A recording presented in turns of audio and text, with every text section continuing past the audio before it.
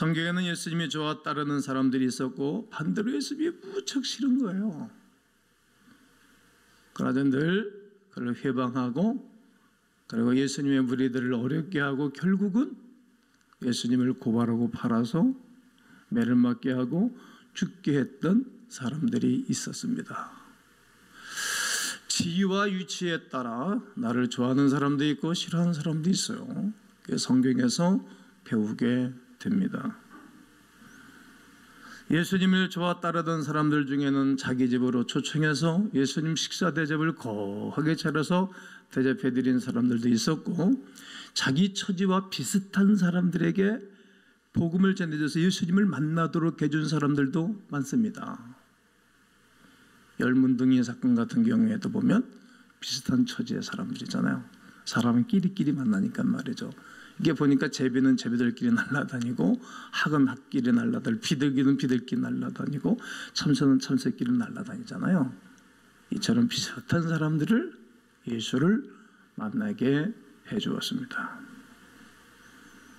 그러나 무엇보다도 예수님이 직접 지명하여 초청한 사람들이 있습니다. 오늘 본문을 기록하고 있는 세리 마태는 우리 주님이 세간에 앉아 근무하는 그를 하나님이 부르셨어요.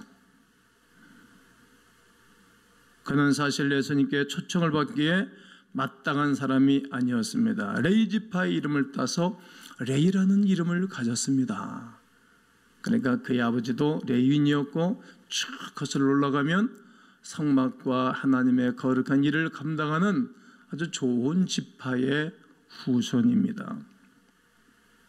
이런 배경을 가지고 있던 그에게 갈릴리에서 오신 랍비가 그를 초청한 것입니다. 초청할 당시에는 매우 이해할 수 없고 용납할 수 없는 상황과 조건입니다. 그러나 그는 예수님을 따라다니며 이해할 수 없는 더 많은 일들을 목격하면서 저분이 메시아인 줄을 알았고, 그리고 한층 시간 가고 세월 가면서 내가 어떤 일을 하며 살아가야 될 것을 분명히 아는 사람이 세리 마태였습니다. 나중에 그는 이름까지도 바꾸게 되었습니다. 마태로 말이죠. 마태라는 이름을 새롭게 바꾸고 복음서를 기록했는데 그것이 바로 마태복음입니다. 예수님의 제자가 된 이후 레이가 아닌 마태로서 많은 것을 예수님을 통해서 배웠습니다. 예수님의 죽으심과 부활하심을 목격했죠. 그리고 성천하심도 보았습니다. 시간이 지난 후 예수님께서 인간들을 구원하기 위하여 이 땅에 오신 위대한 사실들을 안 것입니다. 그리고 예수 그리스도가 메시아인 것을 알게 하기 위하여 그는 무진장 고민을 했을 거예요. 제가 한편의 설교를 준비하는데 무진장 고민을 한다고. 원고를 4번, 5번 고치고 또다시 인쇄를 하고 또다시 인쇄를 하고, 오늘 아침에 일부 예배를 설교를 하고 요거는 빼고 이렇게 놓아야 되겠다. 왜요? 그렇게 면들가처럼 날카롭게 저는 설교 한 편을 준비를 한답니다. 그런데 마태는 자기는 자격이 없는 자, 엉망이었던 자기를 부르시고 은혜를 주시고 용서하고 축복한 이야기를 모든 만대 후손들에게 증가하기 위해 얼마나 생각을 많이 했겠습니까? 제가 쓴 책 중에 엊그저께 어느 분이 밤새도록 너무 책에 치면서 읽었다는 거예요. 윤혜영 집사님은 그 접속어 하나가 의자가 들어간 것을 캡처해가지고 딱 나한테 사진 보내줬더라고요. 입판 찍을 때는 그것만 빼면은 아주 완전 무결한 책이 됐어요.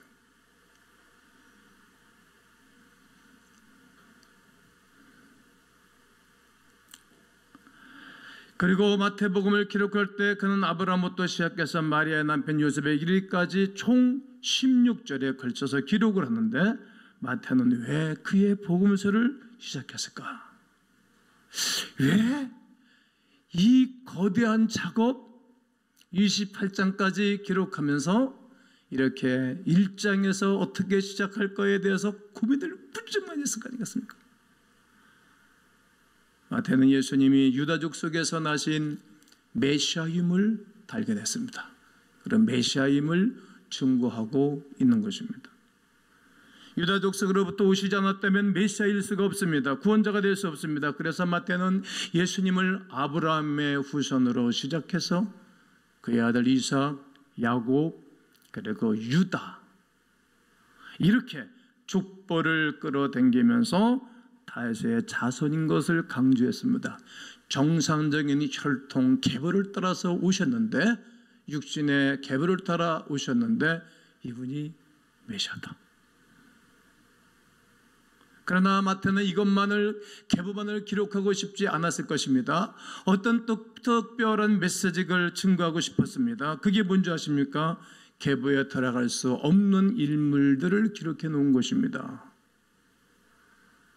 그때 당시 여자들의 이름을 계보에 기록한 것으로 중요하지 않은 사건을 기록한 것입니다.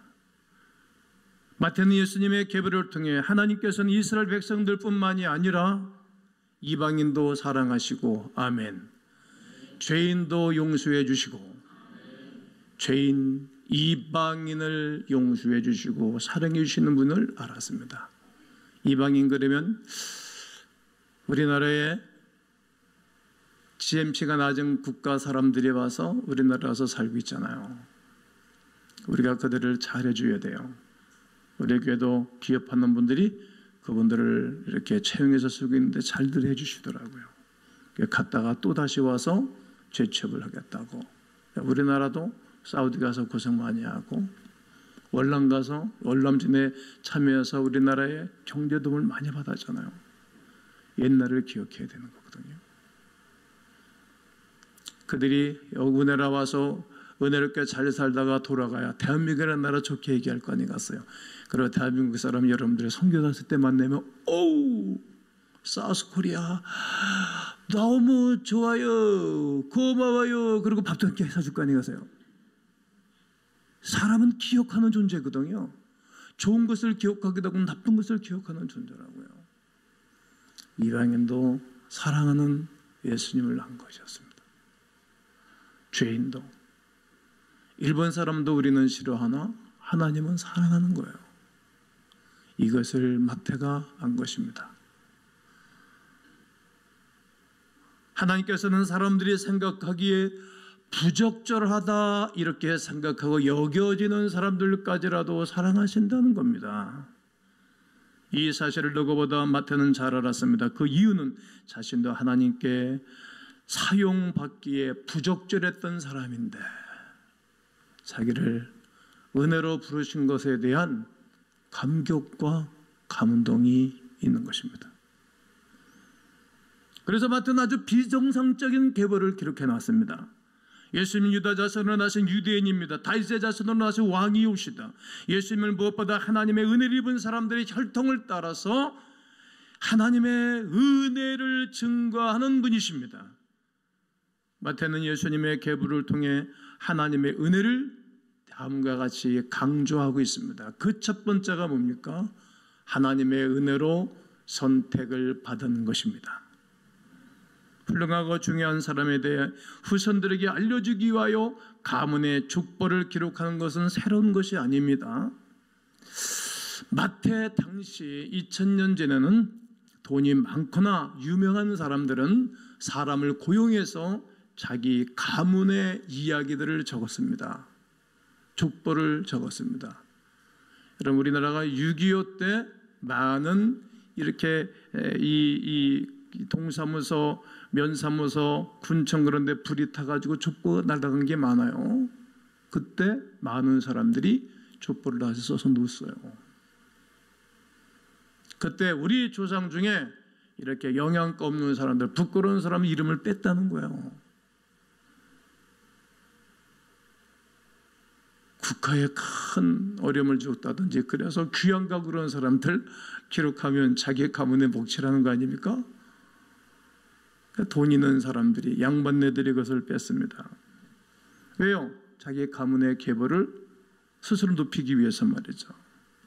그래서 사람들은 조상들의 성과를, 업적을 더 과하게 치부를 하고 가장해서 기록하고 좋지 않은 점들은 삭제를 했습니다.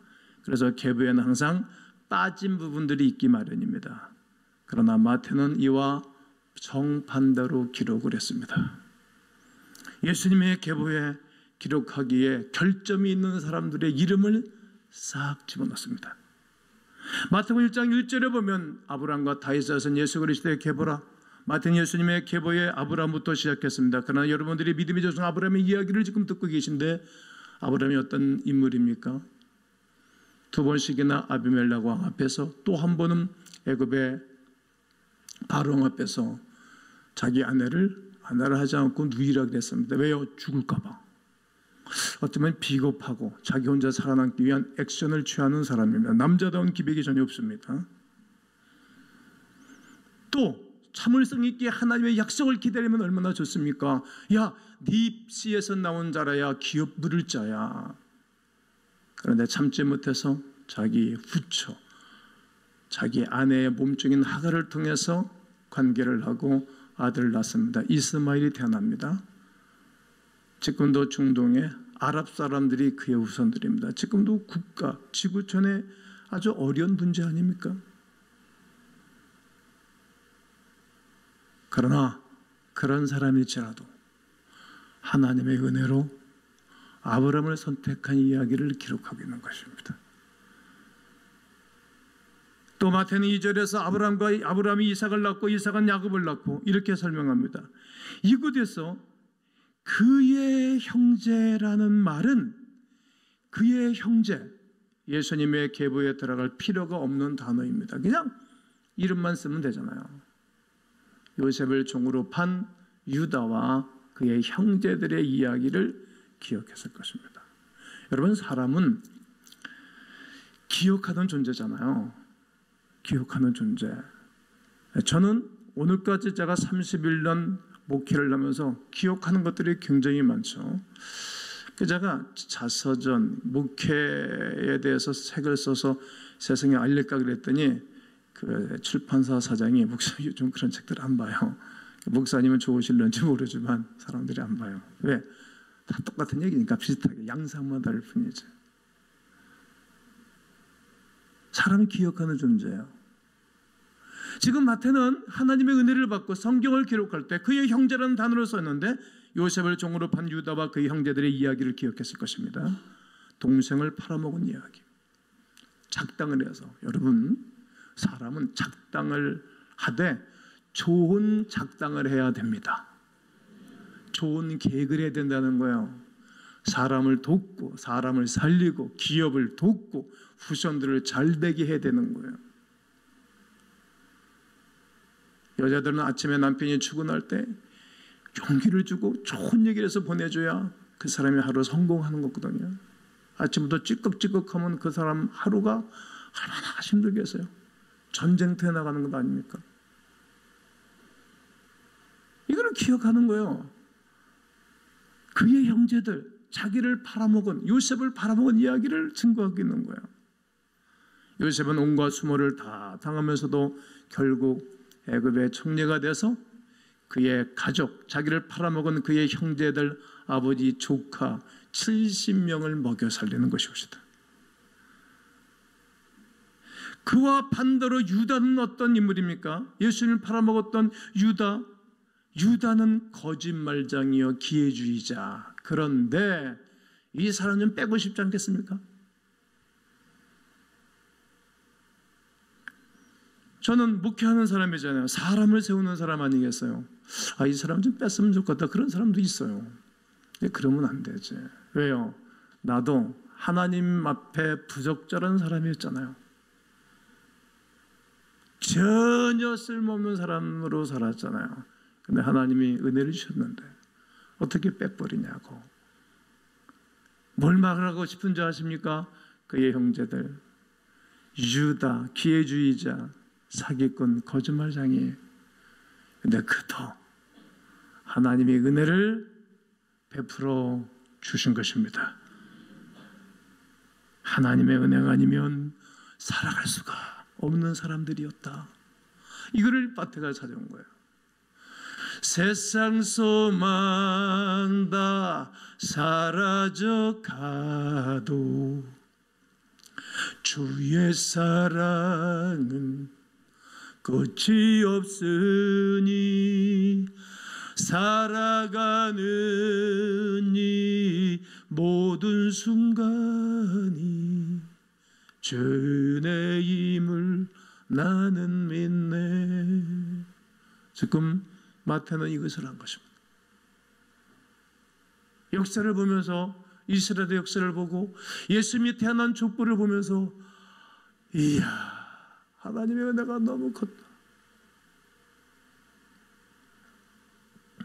마땅히 버림받아야 마땅하고 윤리와 도덕적으로 내쳐야 마땅한 사람이었는데 하나님이 그를 끌어안았다는 것을 알게 된 것입니다. 하나님의 은혜였다는 거예요. 아브라함과 유다와 같이 하나님께서는 저와 여러분들을 하나님의 은혜로 주의 자녀 삼아 주신 것입니다. 하나님께서 우리를 자녀로 선택할 그 어떤 이유가 하나도 없습니다. 오직 하나님의 은혜 때문입니다. 우리는 그의 은혜로 인하여 하나님의 자녀로 선택받은 것에 대한 감격과 은혜가 있기를 원합니다. 우리는 하나님의 은혜로 용서를 받았습니다. 유다는 다말에게서 베레스와 세르를 낳고, 베레스는 헤스론을 낳고, 헤스론은 람을 낳고, 유다는 어떤 인물이고 다말은 또 누구입니까? 쌍둥이를 낳았어요. 베레스와 세라. 다말은 여자입니다. 당시 여자들은 계보에 기록되지 않은 것이 사가입니다. 그게 기록입니다. 그 시대의 문화입니다. 특히 다말에 관한 이야기는 불미스러운 여인입니다. 창세기 38장을 1장부터 끝장까지 이 여인에 대한 이야기를 걸어놓고 있는데, 이 사람은 유다가 시아버지입니다. 유다가 시아버지하고 부적절한 관계를 갖고 아이를 낳습니다. 그러니 이거 좀 빼보고 싶은 마음이 왜 있지 않겠어요? 어떻게 보면 유다 입장에서도 보면 뭐 다 지나간 얘기 자꾸만 기록해가지고 2017년 10월 넷째 주에 김동기 목도 설교하고 있나? 아마 지금 하늘나라에서 이 밭에 세리, 야 넌 뭐 잘났다고 이 세리 매국노 같은 녀석아 이거 왜 기록했냐? 꼴반 주고 싶을 거 아니겠어요? 아니 깊이 묵상을 해보세요. 그런데 이 여인도 하나님의 은혜였다는 거예요. 하나님의 은혜로 그를 용서했다는 거예요. 그리고 5절에 또 다른 여인이 나옵니다. 살몬은 라합에게서 보아스를 낳고, 라합은 누굽니까? 라합은 기생이었습니다. 라합은 기생.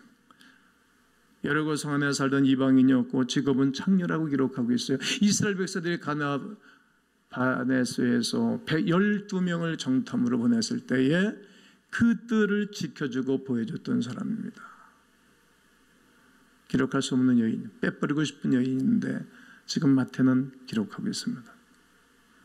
그 이유가 무엇입니까?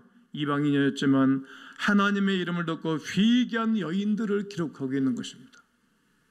회개하면 하늘나라의 기록이 됩니다. 하나님께서는 은혜로 라합이 이스라엘의 가족이 되고 미래의 왕들의 조상이 되고 그녀를 통해서 메시아가 이 땅에 태어나게 했던 아주 존귀한 여인으로 기록하고 있는 것입니다.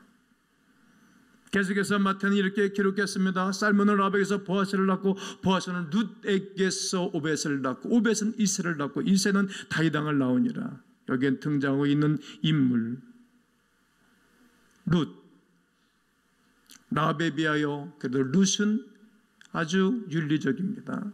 도덕적입니다. 이 사람은 똑같이 모압 사람입니다. 모압 암논 구약성경에서 읽을 때 나오잖아요. 이건 다 이방인이에요.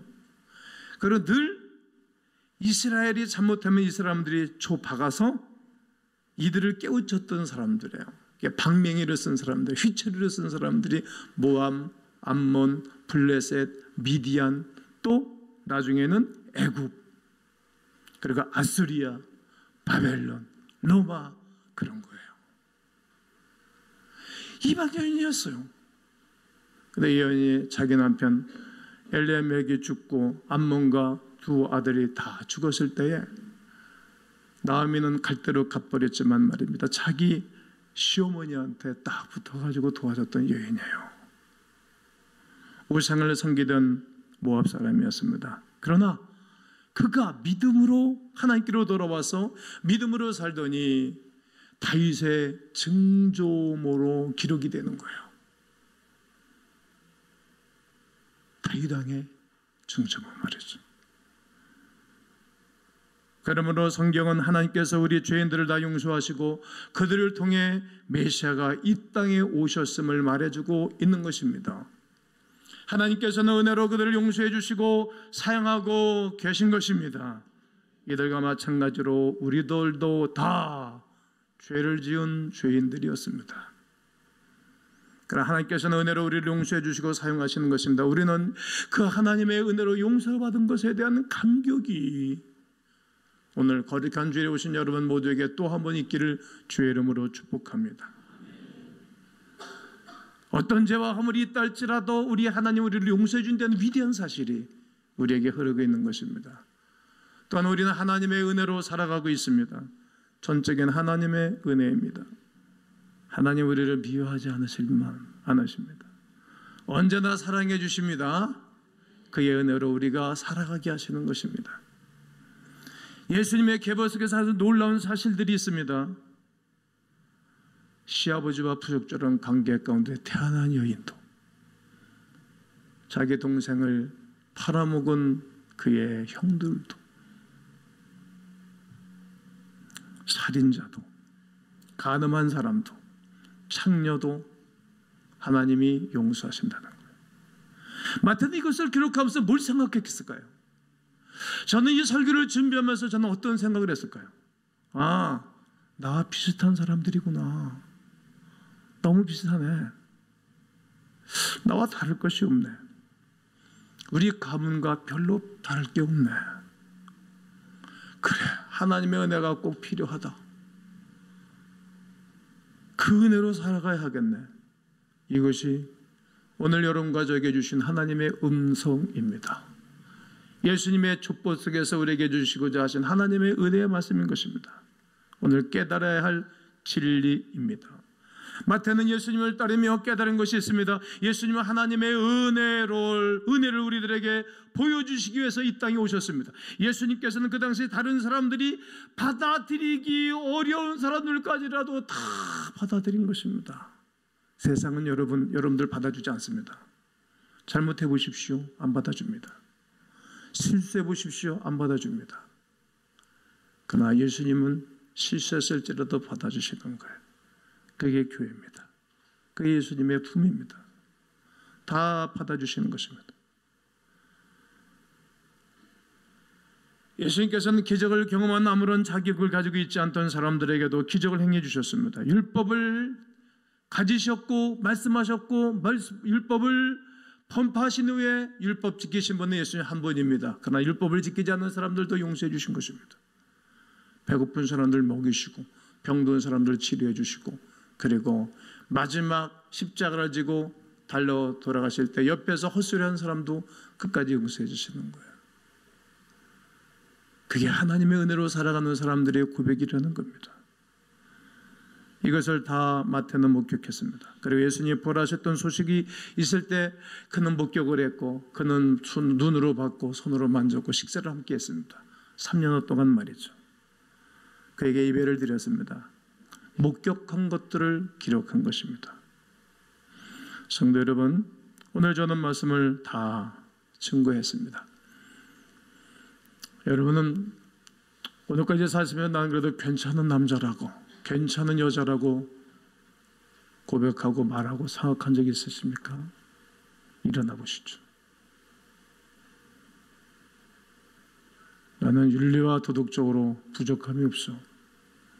당신은 왜 이렇게 엉망진창이냐고 그런 적 없으십니까? 하나님 앞에서 모든 사람들은 죄인, 부끄러운 사람들. 그러나 선택해 주시고 어떤 잘못과 부끄러움이 있어도 용서해 주시고 용서받은 하나님의 자녀는 그 하나님의 은혜로 살아가게 도와주실 그 하나님 바라보며 또다시 승리하고 영광 돌리시기를 주의 이름으로 축복합니다.